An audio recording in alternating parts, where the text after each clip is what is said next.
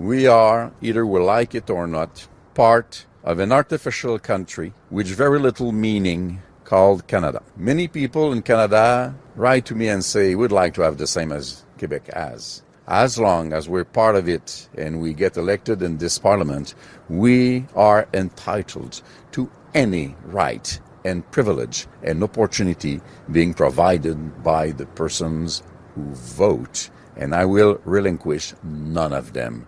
And if it's a foreign parliament, because this nation is not mine, I don't feel more at ease in the Canadian parliament than Mrs. Smith would feel at ease in the Assemblée nationale du Québec. What the? I have no idea what Yves-François Blanchette's going on about there, other than the fact that Canada is an artificial nation. Jim, what's going on? I mean, I know he's feeling the heat in the election, but still. Aaron, all I know is that if I ever took up a career in professional wrestling and I was a villain, I would want Yves-François Blanchet to be my manager. There you go. Because he got you going, he got everybody going. Canada's an artificial country. I don't even recognize this, but I'll take what I can get my grubby little hands on and keep as long as I'm a part of this artificial country. Listen, you can turn around and say the Bloc Québécois is an artificial party. You can turn around and say the Bloc Québécois is, in fact, an easier way of saying Lucien Bouchard had a fight with, Brian Mulroney. But that to one side. The idea is there's a pretty good chance that we may not be hearing from Yves-François Blanchet after the 28th of April. There's a pretty good chance that the Bloc Québécois may be reduced to, how can I put it, peripheral, if perhaps even non-existent status. So you know what? If you're going to go big. Before we go to the polls, Aaron, let's give the voters something to remember us by. Yeah. And by God, he certainly did that. That's the headline on all the coverage of that speech in French and in English, okay? And speaking, I just want to throw this in now, Aaron. Speaking of what is, the possibilities of what is going to happen on Monday, I don't do this very often, but I got to tell you, if there's one thing this show needs, it's more Irish bookies, okay? I was listening to you with Bill O'Brien in the last half hour. I was patting my imaginary waistcoat looking for a couple of quid to lay on that Carney guy. This is great. You could call it, what are the odds? Take a question of the day, see if we can get some odds, see what the action is on the news of the day. But that was a great segment, and I thought it was really marvelous to see how, and for me, I'm very sorry, with all due respect to my fellow pundits, you know what? It's what the money's saying. It's what the odds are saying. And I got to tell you, it's looking kind of interesting there for the Liberals come Monday. Even you can make out pretty well, even though they look like they're a favorite. That's a pretty decent return. But yeah, everything. There's a possibility you and I are going to be talking. Well, not Monday it'll be more anticipation, but Tuesday morning you and I are going to be talking about a political landscape that 24 hours earlier did not exist. And it's interesting because we're talking about Yves-François Blanchet. Our other favorite separatist on this show, Paul Saint-Pierre Plamondon, head of the Parti Québécois, it got covered over yesterday with all the hue and cry over the Go Habs Go fiasco. Okay, he wrote this screed on X. It was like a speech. Okay, and basically it is saying, do not give Mark Carney a blank check. He's trading on fear, and frankly, he's surrounding his entourage. There are people in his entourage who are dedicated to the erasure of Quebec, of our language, of our culture.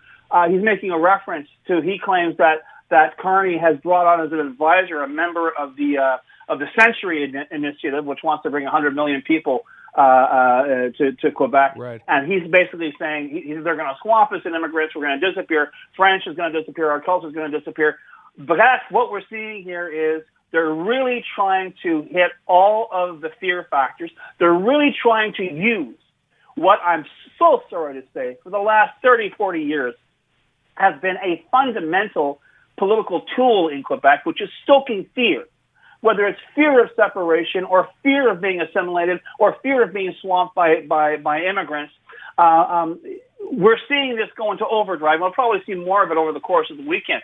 Will we be seeing more of it as of Tuesday? It's going to be very, very interesting. But listen, in the past, Aaron, we have been surprised by the fate of separatist parties in Quebec. The PQ seemed as if they were etched in stone. They were a part of Quebec's political DNA. And despite the fact that, I'm talking about Paul Saint-Pierre Plamondon, his party occupies no more than 5 seats in a 125-seat legislature. So it's going to be very interesting to see what happens to the Bloc Québécois and what that fate will spell for the Parti Québécois. Because maybe finally people in this province are being pragmatic and turning around saying, it's great. I want to protect my language and my culture. I also want to pay for my house and live in a country that still exists. So, that might be a factor in people going to the polls on Monday, and may have been a factor in people going to the advance polls, over the past few days. So, everything's on the table.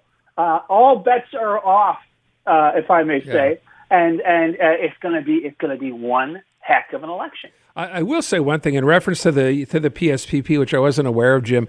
And you brought this up before, and I think you mentioned this the other day. Support for separation now. I mean, the Bloc are actually below that level. So you think with so little to lose, because those numbers seem to not matter anymore, it's not surprising to see PSPP, trying to do stuff like this and try to get people worked up again, because the interest in this seems to be waning on a regular basis almost every day. Well, absolutely, and the fact, the tone. I mean, Yves-François Blanchette's no fool. He chose those words very, very carefully. They are quite inflammatory and deliberately so. And it's obviously to jumpstart or to hit the old sovereignist defibrillator to get the electorate out there and vote against those liberals. And we'll see what happens. But honestly, the Bloc has had dark days before. I'm remembering the Orange Crush when they got pounded into the ground like a tent peg.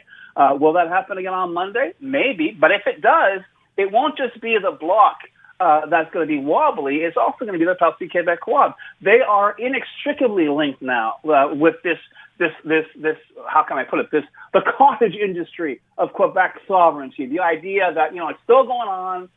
People are still talking about it, even though we're discovering on an almost daily basis how out of date, how quaint, and quite frankly, obsolete the entire notion has become. By the way, for people who didn't hear it, and I played it earlier in the show, Yves-François Blanchet going off about Canada and artificial country. I wonder how much of it had to do. Did you catch what Jagmeet Singh had to say about the NDP, about the Bloc? Yeah. So for people who didn't, maybe this is what sort of set Yves-François Blanchet off. This is Jagmeet Singh. Yeah. Sadly, the Bloc is basically a useless party. We'll leave it at that. I mean, he had more to say, but that's basically it. And obviously, François Blanchet didn't take that well. But, the thing is, both those guys are wondering about, where they're going to be on Tuesday morning. And I'm not making that up, folks. That's for real stuff.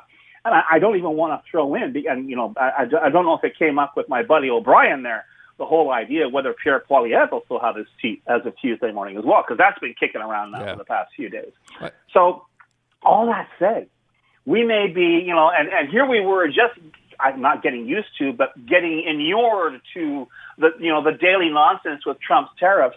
Now we may, all of us, have to readjust once again next week to an utterly changed, different, redirected political landscape that is going to be completely alien to what we have basically been living through for the past 10 years.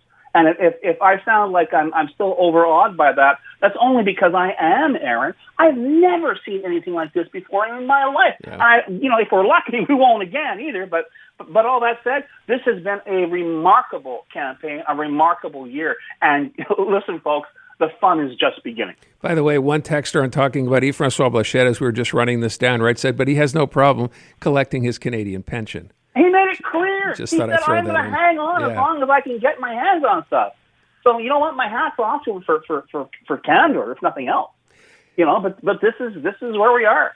This is where we are. If you had to take, let's assume, or we don't have to assume, we know that the polls have been the same pretty much for the last couple of weeks, maybe a point here, a point there. Is this a Liberal win for you on Monday if you had to put money on it?